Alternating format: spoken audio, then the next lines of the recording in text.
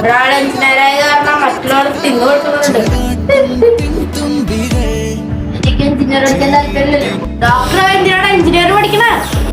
Doctor പഠിക്കണ്ടേ? എന്താണ് നഴ്സിനെ കേറി പിടിച്ച ഡോക്ടറെ പട്ടിയെ കൊണ്ട് വരും.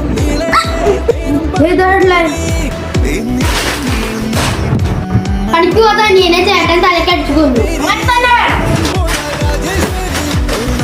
ഒരു കഴിവില്ലാത്ത ഡോക്ടർ കണ്ണാടി.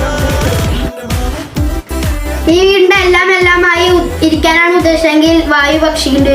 വീട് നീ ഇപ്പൊ ചർമ്മപ്പണം വായിക്കേ. ടാങ്കിൽ വെള്ളം നിറഞ്ഞു പോകുമ്പോൾ ഈ പൊന്നനിയാണോ പകർ. അതേത് പട്ടിയെ കൊണ്ടും പറ്റും. പണിക്ക് പോണില്ലെങ്കിൽ എന്താ ഈ വീടിന്റെ എല്ലാം ആണ് അനിയൻ. നിന്റെ പോലത്തെ പേരുള്ള ഒരു കുട്ടി ഒരു പട്ടിയാക്കാൻ നോക്കണ്ട. ശാസ്ത്രത്തിന്റെ ഒരു വളർച്ച അത് വൈകാണ്ടാവും. എന്തേലും പറയാണ്ടെങ്കിൽ അനുഭവി പറയണം. മക്കളുടെ ശല്യം സഹിക്കാൻ വയ്യാതെ അച്ഛൻ 2 മക്കളെയും തലക്കടിച്ചു വന്നു.